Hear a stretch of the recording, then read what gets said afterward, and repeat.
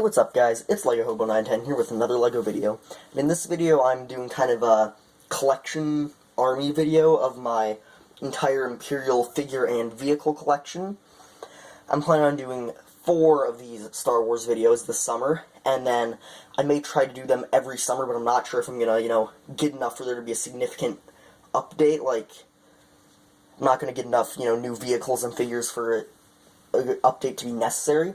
So I'm going to try to do this yearly, but I'm not sure if I'm going to. So the first video we're going to be doing here is the Imperial Army, and then next will be my Clone Army, then my Droid Army, then my Rebel Army. So I'm planning on doing those 4.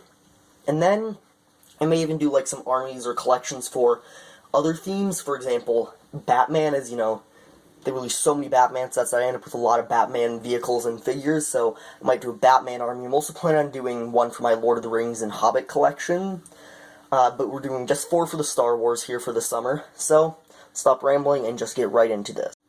So here is the entirety of the army.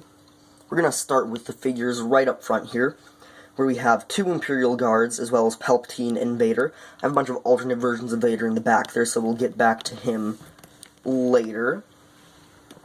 We're just going to start over here with kind of our normal stormtroopers. I have one of the kind of classic designs here, with the older style prints, and I believe it's a slightly different helmet mold. And then I have 9 of these more updated ones. And then 4 of the most recent ones, which they released in 2019, I believe was the first time they were released. We have the one that came in that Imperial Death Star swing set, and then 3 that came in the 20th anniversary battleship dropship set thing. I'm starting to actually warm up to these new helmet designs. I originally thought they looked really funny. At first, I still think they look a bit weird from lower angles, but from much higher angles, they definitely look much more accurate, and I think they look better. So I'm starting to warm up to them a bit. So that's kind of our 14 normal. And you can kind of count this as a normal one. It's the Tatooine Trooper, where he's basically just a normal trooper, but with sand on him, as well as, some extra survival equipment. And he has the, older style helmet that the majority of these guys have. I think he looks pretty cool. And then, moving back, we also have a Mimban Stormtrooper from Solo, who has a slightly different helmet mold than all of them. It's kind of in between these two, the 2 most recent helmet designs. As you can see, it's slightly different. It like has this kind of lip on the top there, and also it's not quite as long and flat as these ones, but it's also not quite as short and kind of stubby as the previous ones. So, he's pretty unique.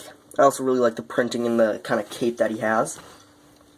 And then we have 2 of these Imperial hover tank drivers that came with the Rogue One sets.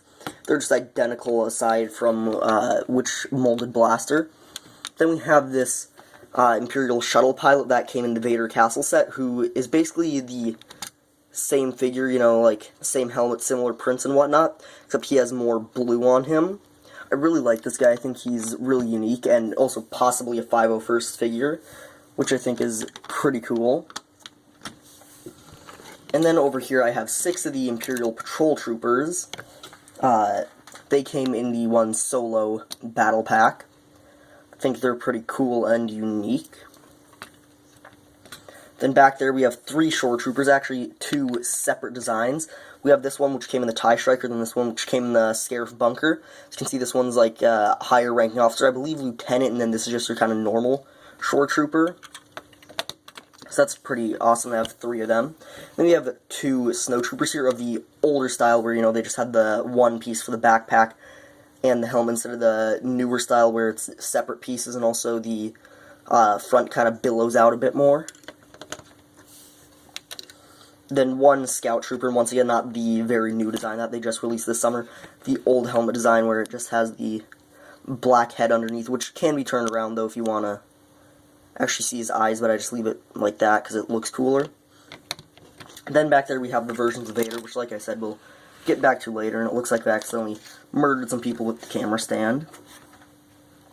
Here is my Death Trooper group. I have these 2, which came in the Krennic Shuttle.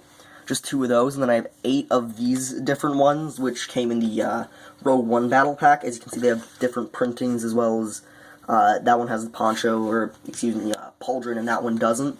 So it's slightly different. I think it's really cool to have these kind of more unique ones. Then back here I have the Shadow Trooper, which came in the 20th anniversary dropship battle pack as well. He has the newer Stormtrooper helmet design. And then 3 pilots, all of which actually, funnily enough, have completely different printing. I believe one came in the TIE Fighter, the TIE Striker, and then one came in a Planet set. And then over here we have a very old pilot. This is before they had, different pilot helmets, where they just use the actual Stormtrooper helmet just printed in black. Then the, Imperial pilot markings on it. So I think that's pretty cool and unique. A interesting figure to have. Then back by the pilots, I also put Inferno Squad, as they are just kind of advanced pilots, those for peoples. Then here we have kind of a landing crew. He came in the TIE Striker set as well. Then back here's where we move into officers. We have 3 of these kind of deck officers. They're all identical. They just came in the solo battle pack, same with 3 of these officers. Then way in the back we have kind of field officers, or ATST drivers. One of them is actually meant to be General Veers. He came in a battle pack as well. And then we have just those 2. And also back here, I decided to put Han Solo in his Imperial outfit in here, as at that time in the movie he was actually an Imperial before he defected.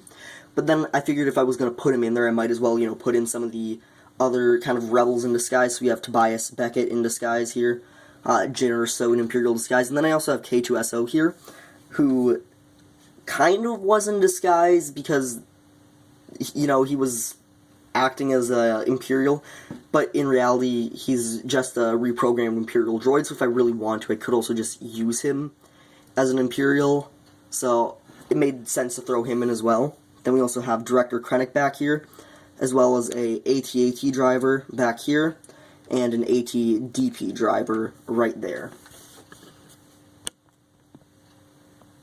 So like I said, I would talk about these different versions of Vaders. There's a couple which are very clearly different here. We have this one, who's basically just Anakin after he came off of Mustafar, came in the Vader transformation set. And then we have this version of Vader here, who's supposed to be Vader kind of in the bacta tank when he's like fully kind of become Vader. I decided to include this version of Anakin because at that point he, turned to the dark side. So I didn't just have any regular versions of Anakin, like, Clone Wars versions and such, because they are really not Vader. And then the one in the front here is actually different than this one.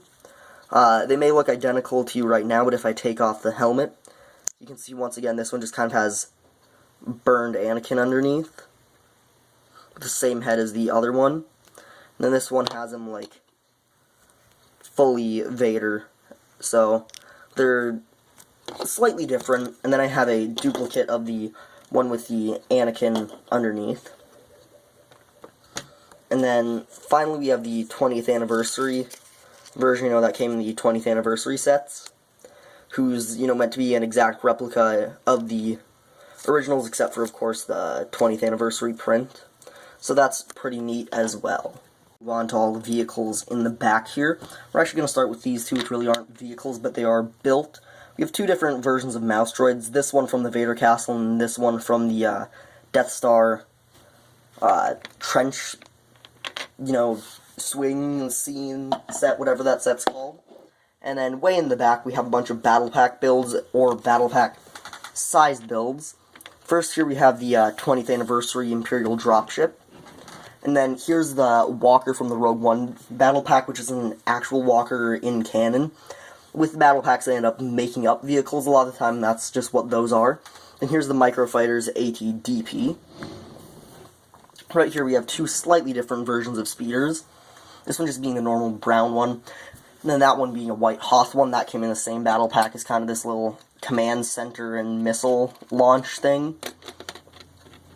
Then back there we have the 3 speeders from the solo battle packs, which is weird because those are like actual vehicles in canon, which is a weird thing to have in battle packs. And by the way, these aren't battle pack builds. They just came in sets. Well, actually, I guess that's a battle pack build with that, but that just came in a larger set. And then here's the Inferno Squad dropship from the Inferno Squad battle pack.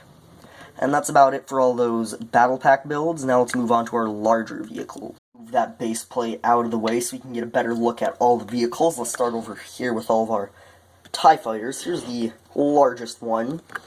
We have the TIE Striker from Rogue One, which is a pretty cool ship with, the folding wings and whatnot. Then, way in the back here, we have the first and only version of a Imperial TIE Interceptor ever made. This year we got a red First Order one from the Resistance show, which slightly irks me because it means it's probably going to be a while before we just get our regular Imperial one. Then here we have the most iconic of all the vehicles in this video. We just have our normal TIE Fighter, which I really like. It's a well done set. Then back there, we have the ATST from the Rogue One sets, which is an amazing set, as well as being another pretty iconic Imperial vehicle. Then down here we have kind of a mini TIE Advance. This came in the Vader's Castle set, and obviously they scaled it down, because or else they'd have to make like a full, $50 or $60 set in order to make a full-scale TIE Advance. So they just have this kind of small one in the Vader's Castle set. Then back here we have Director Krennic's shuttle from Rogue One, which I really like. It looks so much cooler when I'm going to see if I can just do this right here when I pick it up and fold out the wings. In fact, let's get a better view of that. It's already a fairly large looking build, looks even larger. It's massive, and in fact I'm ending up bumping it into ships down at the base. Now let's continue with the rest of them. I just wanted to kind of show this off. Now in kind of our last stretch here, we have this hover tank from Rogue One, which I really like, and I think it looks really cool next to the ATST. Those two definitely fit together amazingly. And then here we have kind of my micro-scale army. You have this micro shuttle Tiderium here, a micro AT-AT from the 20th anniversary kind of free build that they gave away. Then the micro TIE Bomber from the Asteroid Field Planet set. And then we have this micro TIE Fighter. I also have a micro AT-ST, but I couldn't find all the pieces for it. So I didn't want to put it in here kind of half-assembled, falling apart. But I do also have that somewhere. So in total, my army has 76 figures. And even if you don't want to count kind of our Imperials in Disguise or Imperial Han Solo, still 72.